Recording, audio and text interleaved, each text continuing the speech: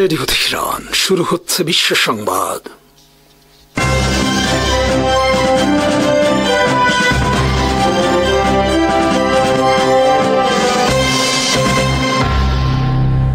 শুরুতেই সংবাদ শিরোনাম। পাকিস্তান থেকে JF-17 ফাইটার জেট কেনার চুক্তি বাংলাদেশের তুমুল আলোচনার ঝড় সমরাঙ্গনে। পাকিস্তানে বাংলাদেশি পাইলটদের প্রশিক্ষণ নিয়ে দুই দেশের আলোচনা। অরুণাচল নিয়ে চীন ভারত ফের উত্তেজনা। পাকিস্তানের কাছ থেকে আলোচিত JF-17 ফাইটার জেট কেনার প্রাথমিক চুক্তি বা সমঝোতা স্মারক স্বাক্ষর করেছে বাংলাদেশ। বুধবার এই খবর প্রকাশ্যে আসার পর থেকে আলোচনার ঝড় বইছে দক্ষিণ এশিয়া সহ বিশ্ব সমরাঙ্গনে। পাকিস্তান বা বাংলাদেশের পক্ষ থেকে সরকারিভাবে এই বিষয়ে কোনো ঘোষণা দেওয়া না হলেও বেসরকারিভাবে অনেকে নিশ্চিত করেছেন এ খবরের সত্যতা। গত শুক্রবার শেষ হচ্ছে দুবাই আন্তর্জাতিক এয়ার শো। সেখানে পাকিস্তানের পক্ষ থেকে ঘোষণা দেওয়া হয়েছে তারা একটি বন্ধু দেশের কাছে 16 থেকে 24টি JF-17 থান্ডার ব্লক 3 যুদ্ধ বিমান বিক্রির প্রাথমিক চুক্তি স্বাক্ষর করেছে। তবে পাকিস্তানের পক্ষ থেকে বন্ধু দেশের নাম প্রকাশ করা হয়নি। এরপর থেকে দক্ষিণ এশিয়ার সমরাঙ্গনে ব্যাপক আলোচনা চলছে এই বন্ধু দেশটিকে তা নিয়ে। প্রতিরক্ষা সংক্রান্ত বিভিন্ন গণমাধ্যম নানাভাবে বিশ্লেষণ করে বলেছে এই দেশটি হচ্ছে বাংলাদেশ। কারণ দুবাই এয়ার শোতে পাকিস্তানের সেনাপ্রধান জহির আহমেদ বাবর বৈঠক করেছেন বাংলাদেশের সেনাপ্রধান হাসান মাহমুদ খানের সাথে। সেখানে পাকিস্তান সেনাপ্রধান আরও বৈঠক করেছেন সংযুক্ত আরব আমিরাত, অস্ট্রেলিয়া এবং ব্রিটিশ বিমান বাহিনী প্রধানদের সাথেও। এরপরই পাকিস্তানের পক্ষ থেকে এই ঘোষণা দেওয়া হয়েছে। তাছাড়া 21 নভেম্বর বাংলাদেশের সশস্ত্র বাহিনী দিবস উপলক্ষে আয়োজিত এক অনুষ্ঠানে বাংলাদেশের বিমান বাহিনী প্রধানও বেশ আস্থার সাথে বলেছেন বাংলাদেশ আধুনিক যুদ্ধ বিমান কিনতে যাচ্ছে। প্রতিরক্ষা সংক্রান্ত বিভিন্ন খবরের বিশ্লেষণে বলা হয়েছে দুবাই এয়ার শোতে পাকিস্তান বাংলাদেশ বিমান বাহিনী প্রধানদের বৈঠক এবং পাকিস্তানের পক্ষ থেকে ঘোষণার সময় হিসাব করলে সম্ভাব্য বন্ধু দেশটি যে বাংলাদেশ তাতে সন্দেহের আর কোনো অবকাশ নেই। কারণ একমাত্র বাংলাদেশ ছাড়া সম্প্রতি পাকিস্তান থেকে JF-17 ফাইটার জেট কেনা বিষয়ক কোনো খবর আলোচনায় আসেনি।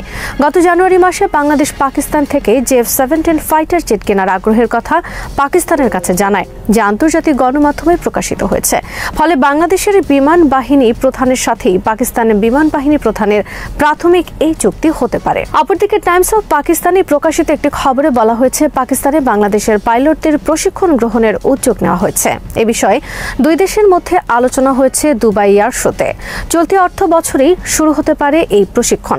বাংলাদেশের পাইলটরা পাকিস্তানে আসবে অথবা পাকিস্তানের পাইলটরা বাংলাদেশে গিয়ে প্রশিক্ষণ দেবে। পাকিস্তানের যুদ্ধ বিমানের পাইলটরা বিশ্বের অন্যতম সেরা পাইলট হিসেবে বিবেচিত।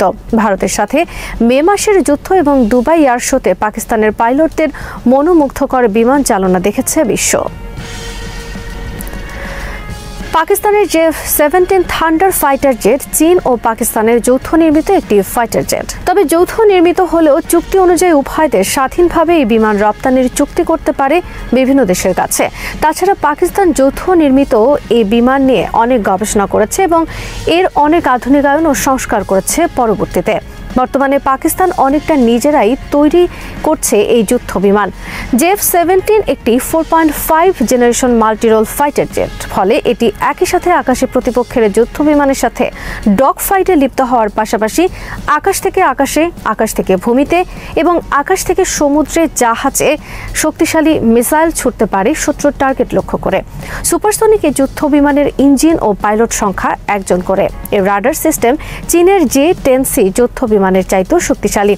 JF-17 ফাইটার জেটে রয়েছে চীনের আলোচিত PL-15 মিসাইল সিস্টেম, যার সাহায্যে পাকিস্তান ভূপাতিত করেছে ভারতের কাছে থাকা Rafale fighter jet. JF-17 fighter জেটের অপারেশন আওতা 560 কিলোমিটার। পাকিস্তান বিমান বাহিনীর কাছে বর্তমানে 161টি JF-17 ফাইটার জেট রয়েছে।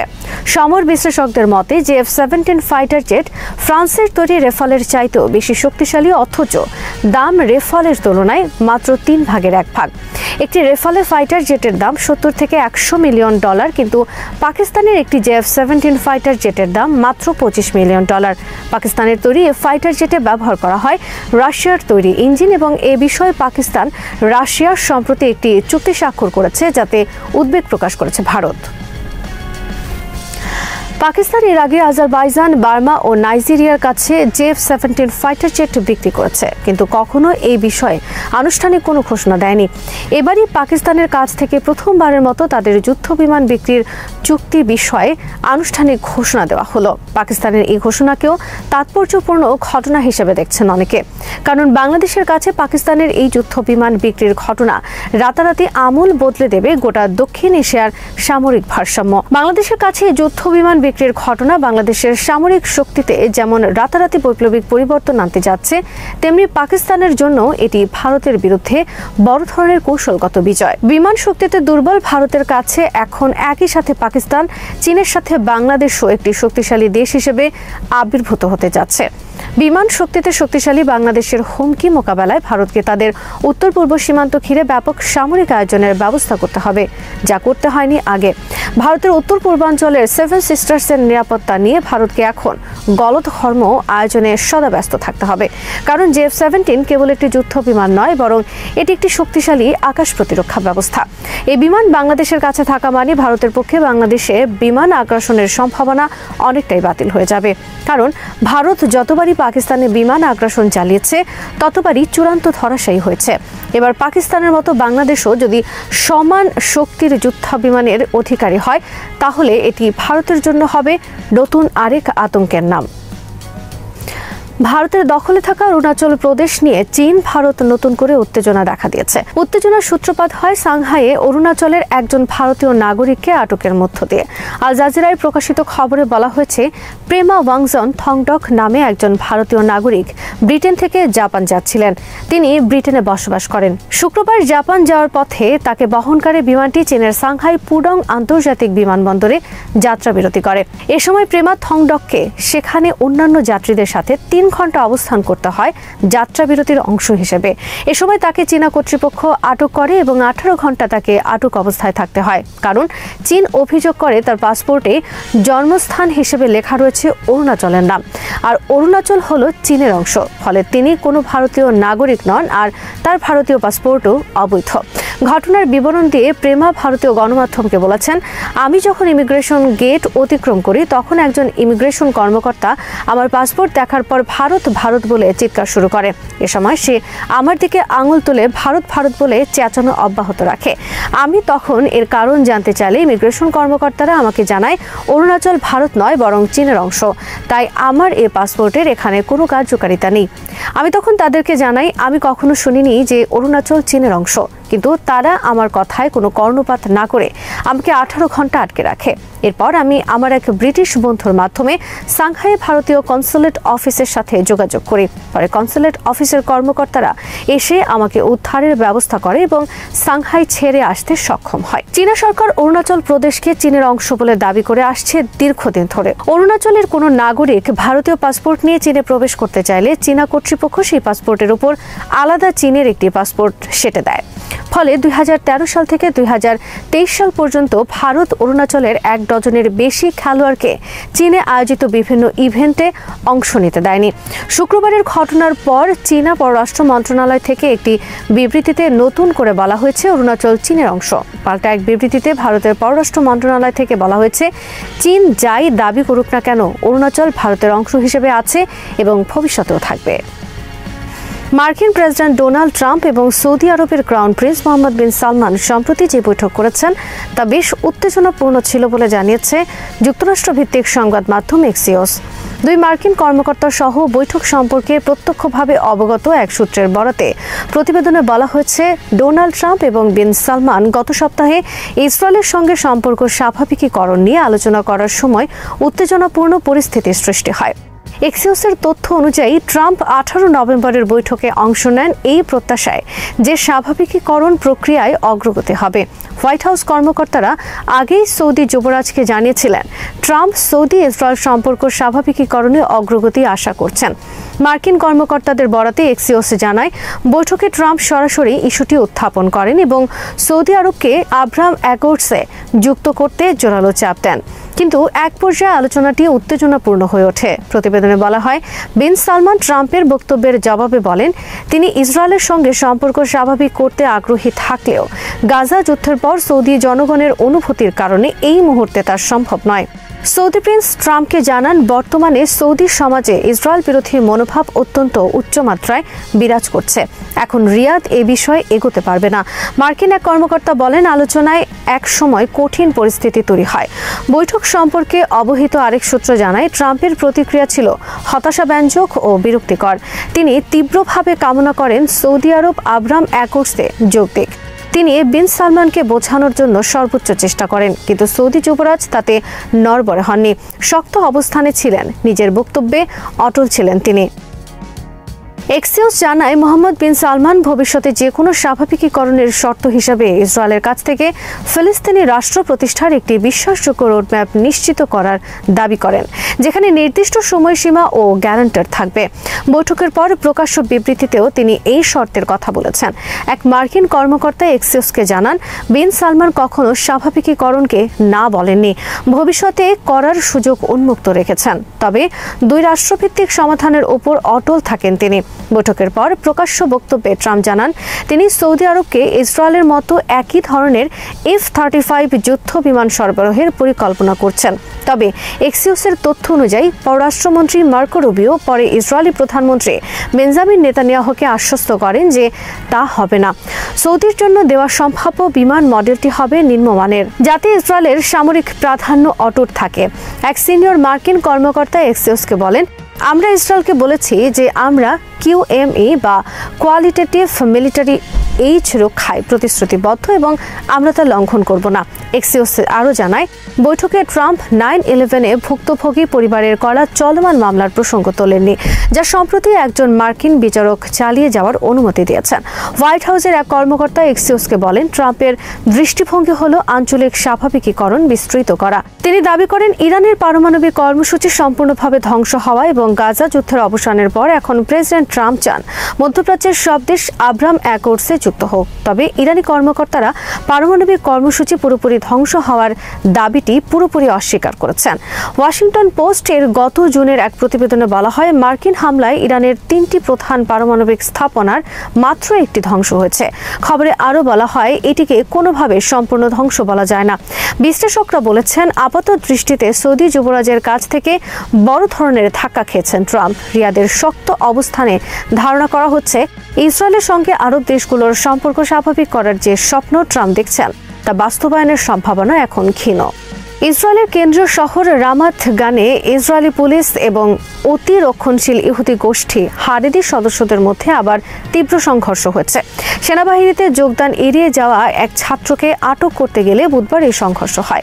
টাইমস অফ ইসরায়েল এর তথ্য অনুযায়ী ঘটনাস্থলে কয়েক ডজন হারেদি বিক্ষোভকারী জড়ো হয়ে পুলিশের একটি গাড়িকে চারদিক থেকে ঘিরে ফেলে এবং সামনের অংশে বসে পড়ে চলাচল বন্ধ করে দেয়। পরে বিক্ষোভকারীরা গাড়িটিকে উল্টিয়ে দেয়। আল জাজিরা জানায়, বিক্ষোভে পুলিশের আরও কয়েকটি যানবাহন ক্ষতিগ্রস্ত হয়েছে। ঘটনায় 3 বিক্ষোভকারীকে আটক করা হলেও সেনা নিয়োগ এড়িয়ে যাওয়া ওই ছাত্র পালিয়ে একটি ধর্মীয় স্কুলে আশ্রয় নিতে সক্ষম হন বলে ইসরায়েলি গণমাধ্যম জানিয়েছে। গত সপ্তাহে ইসরায়েলি সুপ্রিম কোর্ট সরকারকে 45 দিনের মধ্যে হারেদিদের সামরিক সেবা এড়ানো রোধে কার্যকর নীতি প্রণয়নের নির্দেশ দেয়।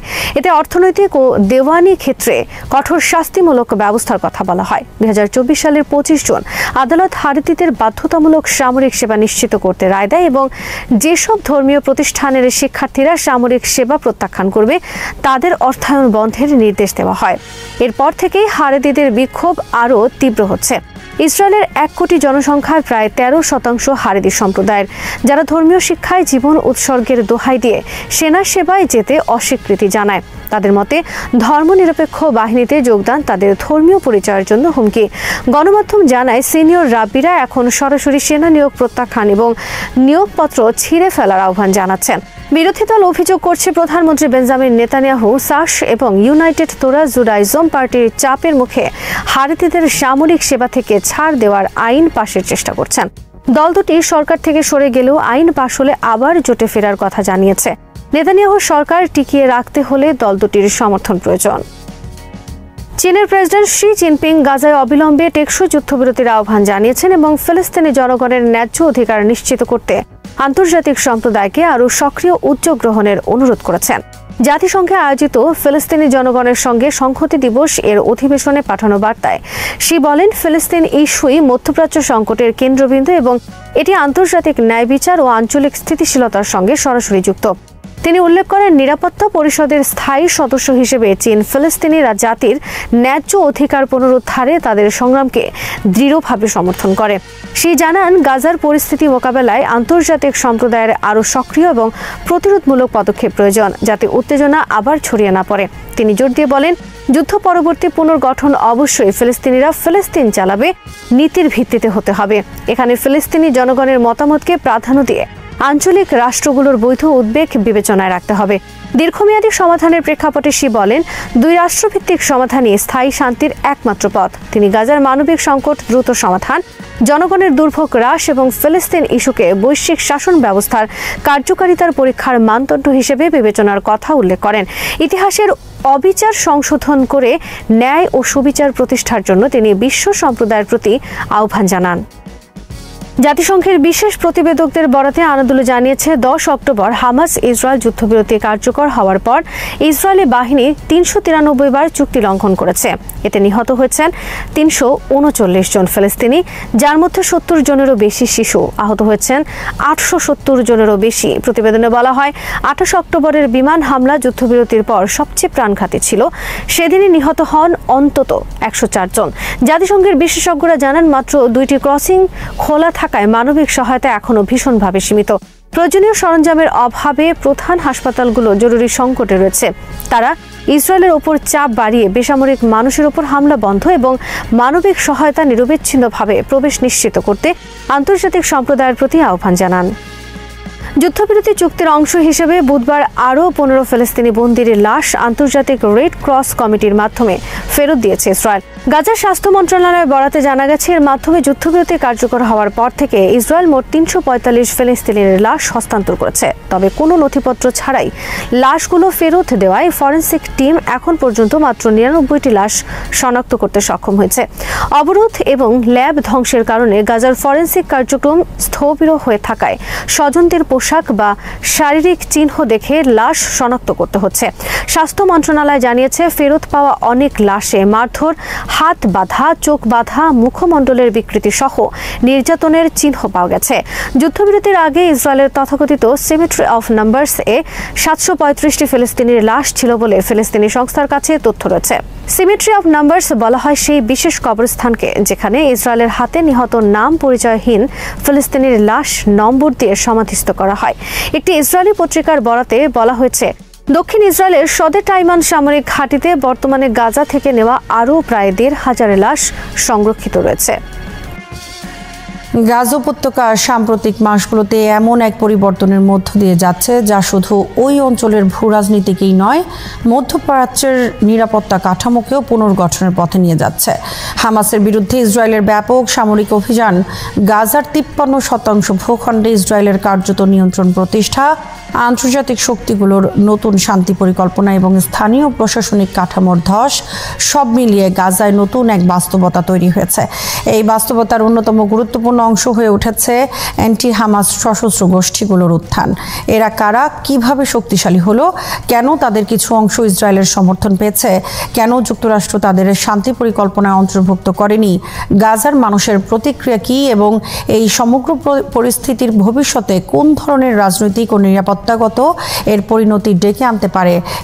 গাজায় যেসব সশস্ত্র গোষ্ঠী তৈরি হয়েছে তাদের বেশিরভাগই স্থানীয়, গোত্রীয় বা পারিবারিক বন্ধন থেকে গড়ে উঠেছে। আবার কিছু গোষ্ঠী অপরাধী চক্র বা চোরাচালানকারী দলের উপর ভিত্তি করে নতুন রূপ পেয়েছে। ইসরায়েলের প্রধানমন্ত্রী বেঞ্জামিন নেতানিয়াহু প্রকাশ্যেই স্বীকার করেছেন যে তাদের মধ্যে কয়েকটি গোষ্ঠী ইসরায়েলের প্রত্যক্ষ বা পরোক্ষ সহায়তা পেয়েছে। হামাসের বিরুদ্ধে যুদ্ধ চালাতে গিয়ে ইসরায়েলের কৌশল শত্রুকে ব্যবহার, তা এখানে দৃশ্যমান। তবে এই কৌশলের দীর্ঘমেয়াদী বিপদ সম্পর্কে ইসরায়েলের অভ্যন্তরীণ সামরিক বিশেষজ্ঞরাই উদ্বেগ প্রকাশ করেছেন।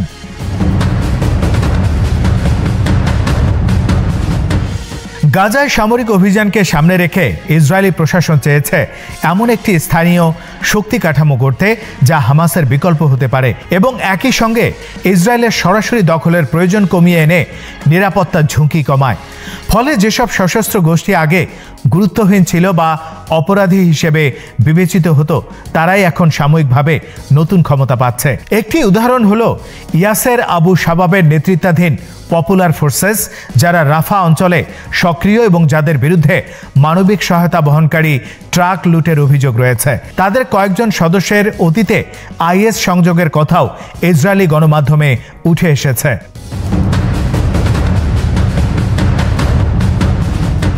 তবু ইসরায়েল তাদের সমর্থন দিচ্ছে কারণ তারা হামাসের বিরুদ্ধে স্থানীয়ভাবে প্রতিবন্ধকতা তৈরি করতে পারে।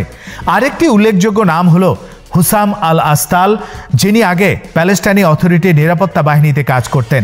তার নেতৃত্বাধীন কাউন্টার টেরোরিজম স্ট্রাইক ফোর্স ছোট হলেও অত্যন্ত সংগঠিত এবং ইসরায়েলের সঙ্গে সরাসরি সমন্বয়ে পরিচালিত।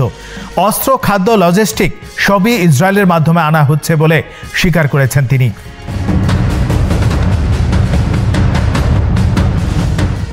আবার তিনি দাবি করেছেন যে যুক্তরাষ্ট্রের প্রতিনিধিরা তাকে আশ্বাস দিয়েছেন ভবিষ্যতে গাজার নতুন পুলিশ বাহিনীতে তাদের ভূমিকা থাকতে পারে। যদিও যুক্তরাষ্ট্র এ দাবি নাকচ করেছে এবং বলেছে শান্তি পরিকল্পনায় এ ধরনের কোনো সশস্ত্র গোষ্ঠীকে জায়গা দেওয়া হয়নি। ট্রাম্প প্রশাসনের প্রস্তাবিত গাজা শান্তি পরিকল্পনা অনুযায়ী সেখানে একটি আন্তর্জাতিক স্টাবিলাইজেশন ফোর্স মোতায়েন হবে এবং একটি নতুন প্রশিক্ষিত প্যালেস্টাইনি পুলিশ বাহিনী গঠন করা হবে। কিন্তু বর্তমানে যেসব সশস্ত্র গোষ্ঠী গাজায় সক্রিয় তাদের কাউকেই ভবিষ্যতের এসব কাঠামোতে জায়গা দেওয়ার ইঙ্গিত নেই, কারণ যুক্তরাষ্ট্র মনে করে এই গোষ্ঠীগুলোর রাজনৈতিক ভিত্তি নেই। তারা অত্যন্ত আঞ্চলিকভাবে সংগঠিত, তাদের উপর জনসমর্থন নেই এবং অনেক গোষ্ঠীর সঙ্গে অপরাধী নেটওয়ার্ক বা ইসরায়েলের প্রভাবের সম্পর্ক রয়েছে যা আন্তর্জাতিকভাবে গ্রহণযোগ্য নয়। অন্যদিকে প্যালেস্টাইনি অথরিটিও তাদের ব্যাপারে সবচেয়ে বেশি উদ্বিগ্ন।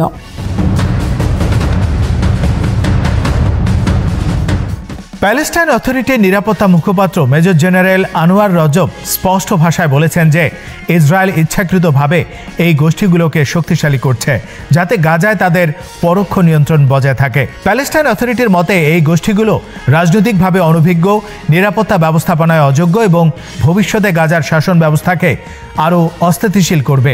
গাজার সাধারণ মানুষের প্রতিক্রিয়া হবে আরও তীব্র। হামাস নিয়ে তাদের অসন্তোষ থাকলেও নতুন সশস্ত্র গোষ্ঠীগুলোর প্রতি তাদের বিশ্বাস নেই। তাদের মতে এই গোষ্ঠীগুলো হলো অপরাধী, চোরাচালানকারী এবং দখলদারদের সহযোগী।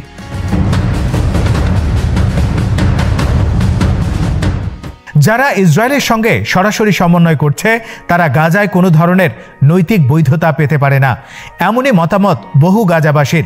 হামাসের শাসন ব্যবস্থা কঠোর হলেও সেখানে একটি কেন্দ্রীয় কর্তৃপক্ষ ছিল, কিন্তু যুদ্ধ পরবর্তী বাস্তবতায় বহু সশস্ত্র গোষ্ঠীর আঞ্চলিক নিয়ন্ত্রণ গাজাকে নানা ছোট ছোট সামরিক অঞ্চলে ভাগ করে দিয়েছে।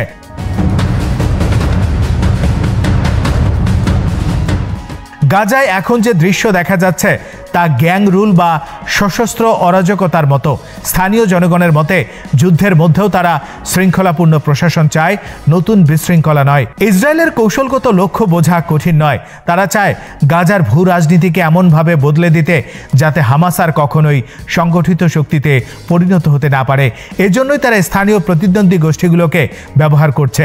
এদের সামনে রেখে ইসরায়েল নিজের সামরিক ঝুঁকি কমাতে চাইছে এবং ভবিষ্যতে গাজার প্রশাসনে পরোক্ষ প্রভাব বজায় রাখতে চাইছে। কিন্তু এখানেই রয়েছে বড় প্রশ্ন, ইসরায়েল কি আরেকটি ভুল করছে?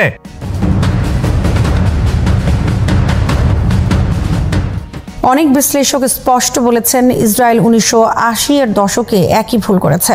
তখন তারা আরাফাতের সংগঠন PLO-কে দুর্বল করতে গাজায় এক ধর্মীয় সংগঠনকে ছায়া সমর্থন দিয়েছিল। সেটাই পরবর্তীতে হামাস হয়ে দাঁড়ায় তাদের সবচেয়ে বড় নিরাপত্তা হুমকি হিসেবে। আজ তারা যে সশস্ত্র গোষ্ঠীগুলোকে সমর্থন দিচ্ছে সেগুলোর অপরাধী অতীত রয়েছে, আদর্শিক ভিত্তি নেই, গোত্রীয় আনুগত্য ছাড়া কোনো রাজনৈতিক চিন্তা নেই এবং অস্ত্র হাতে ক্ষমতা দখলের ইচ্ছাই তাদের চালিকা শক্তি। এ কারণেই ইসরায়েলের সাবেক সামরিক গোয়েন্দা কর্মকর্তা মাইকেল মিলস্টেইন সতর্ক করে বলেছেন এই গোষ্ঠীগুলো ভবিষ্যতে তাদের পাওয়া অস্ত্র ইসরায়েলের বিরুদ্ধে ব্যবহার করতে পারে।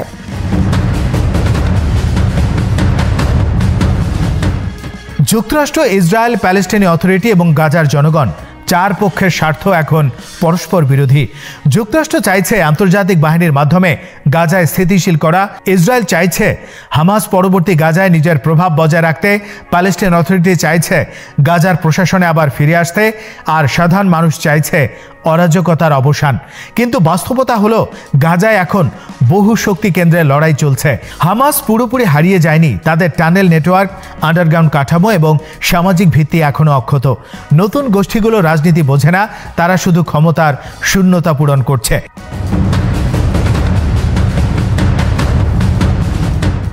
ইসরায়েলের দখল করা 53% ভূখণ্ডে এখনও কার্যত বজায় রয়েছে। আন্তর্জাতিক শান্তি বাহিনী এখনও মোতায়েন হয়নি। এতে গাজায় আগামী কয়েক বছর মাল্টি সেন্টার্ড ক্ষমতা কাঠামো তৈরি হতে পারে, যেখানে হামাস, ইসরায়েল সমর্থিত গোষ্ঠী, অপরাধী চক্র, প্যালেস্টাইন অথরিটি, আন্তর্জাতিক বাহিনী সবাই এক ধরনের দ্বৈত ও ত্রৈমাত্রিক সংঘাতের মধ্যে থাকবে। গাজাতে দীর্ঘমেয়াদে স্থিতিশীলতা পাবে না, এমন আশঙ্কা জোরালো। পরিস্থিতির সবচেয়ে গুরুত্বপূর্ণ দিক হল গাজার সাধারণ মানুষ। তারা এখন মূলত খাদ্য, পানি, আশ্রয়, স্বাস্থ্যসেবা এবং নিরাপত্তার সংকটে রয়েছে। যুদ্ধের ধ্বংসস্তূপে বসবাস করা মানুষের কাছে নতুন সশস্ত্র গ্যাং বা অনিয়ন্ত্রিত মিলিশিয়ার উত্থান কোনো স্বস্তি বয়ে আনছে না।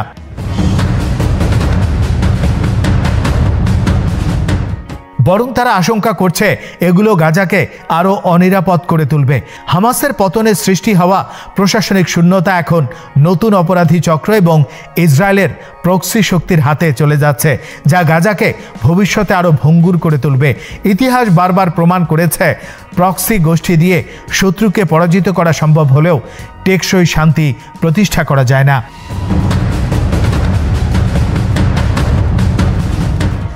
আফগানিস্তানে যুক্তরাষ্ট্র তালেবানকে সমর্থন করেছিল, পরে সেই তালেবানকে সরাতে যুক্তরাষ্ট্রকে 20 বছরের যুদ্ধ চালাতে হয়েছে। ইসরায়েল গাজায় যে প্রক্সিগুলো তৈরি করছে তারাও ভবিষ্যতে একই পথে যেতে পারে। গাজা এখন অস্থায়ী সামরিক জয়ের জটিল চক্রে আটকে আছে, কিন্তু শান্তি, নিরাপত্তা ও রাজনৈতিক স্থিতিশীলতা এসব কিছুর ভিত্তি হলো স্থানীয় জনগণের ইচ্ছা এবং গ্রহণযোগ্যতা। জনগণের সমর্থন ছাড়া কোনো গোষ্ঠী দীর্ঘমেয়াদে টিকে থাকতে পারে না, হোক সে হামাস, প্যালেস্টাইন অথরিটি কিংবা ইসরায়েল সমর্থিত নতুন কোনো মিলিশিয়া। তাই গাজার টেকসই সমাধান স্থানীয় রাজনৈতিক অংশগ্রহণ, আন্তর্জাতিক সমর্থন এবং একটি গ্রহণযোগ্য প্রশাসনিক কাঠামো ছাড়া সম্ভব নয়।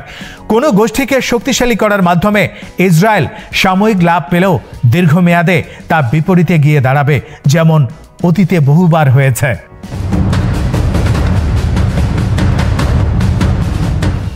গাজা আজ নতুন এক রাজনৈতিক পরীক্ষাগারে পরিণত হয়েছে, যার ফলাফল আগামী দশক জুড়ে মধ্যপ্রাচ্যের অস্থিরতা নির্ধারণ করবে। এই নতুন সশস্ত্র গোষ্ঠীগুলোর উত্থান ক্ষণস্থায়ী মনে হলেও এর প্রভাব দীর্ঘমেয়াদে ভয়াবহ হতে পারে, কারণ যে আগুন দিয়ে শত্রুকে পোড়ানো হয় সেই আগুনই একদিন ঘর পুড়িয়ে দিতে সক্ষম। গাজার বর্তমান পরিস্থিতি সেই ঐতিহাসিক সত্যকেই আবারও স্মরণ করিয়ে দিচ্ছে। শ্রোতা বন্ধুরা, বিশ্ব সংবাদে এই ছিল আমাদের সর্বশেষ আয়োজন। সঙ্গে থাকার জন্য আপনাদের সবাইকে অসংখ্য ধন্যবাদ।